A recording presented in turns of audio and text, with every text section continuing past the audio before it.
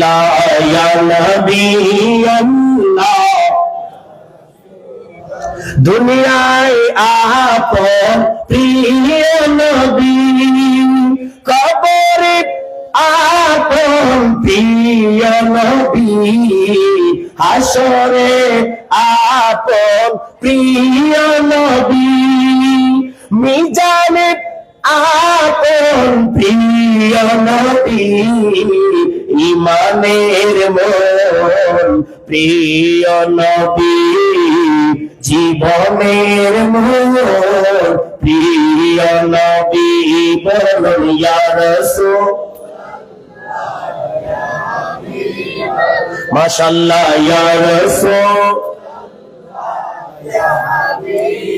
যারা মুমিন তারা বলবেন কেন দেরি করছো, আমাকে তাড়াতাড়ি কবরে নিয়ে যাও।